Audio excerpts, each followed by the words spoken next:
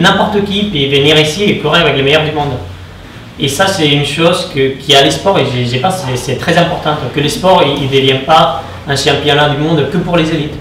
Et de l'autre côté, je pense que dans ces types de sports qui gardent cette mélange, je dirais, pas professionnel et amateur, mais je dirais élite et coureur plus lent.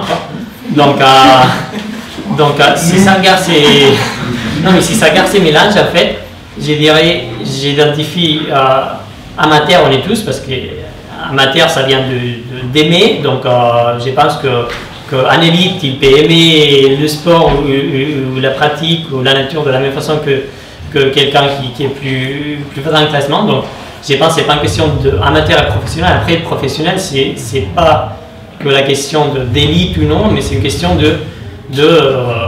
qui fait des choses à côté. Tu vois, moi, je me considère amateur en course et professionnel, donc j'ai fait des trucs avec les sponsors, j'ai fait de la communication, et c'est ça qui me rend professionnel. Mais je pense qu'aujourd'hui, la plupart des acteurs, en connaissant les marques, en connaissant les organisateurs, en connaissant les coureurs, la plupart ils veulent que ça continue comme ça.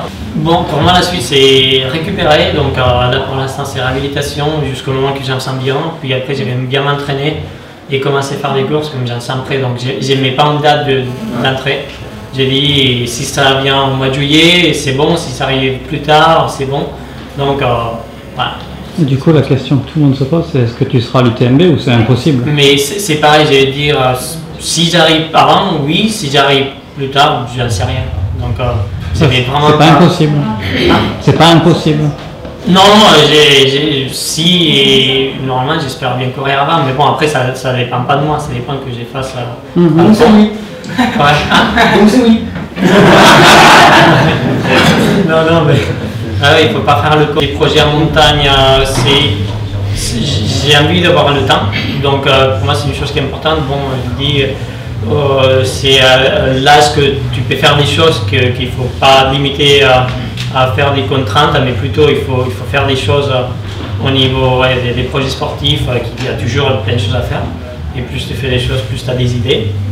Et ça, donc j'ai remercié mes sponsors qui me donnent cette liberté, et que si j'ai dit, et là je ne pourrais pas faire beaucoup de trucs encore parce que j'ai besoin de m'entraîner, j'ai besoin de partir quelques mois à faire des trucs et comprendre, tu vois, et ça c'est cool. Et de l'autre côté, je pense que ce qui est intéressant, et avec Volvic encore plus, c'est faire des projets en fait le sport il est hyper égoïste, quoi. Tu fais une compétition, c'est parce que tu mets beaucoup d'investissement personnel, économique, avec plein de personnes pour gagner une course, pour je sais pas, pour faire un truc, monter un sommet, n'importe quoi. C'est des choses qui sont internement sont intéressantes, mais qui n'ont aucun profit, quoi. C'est nul, non?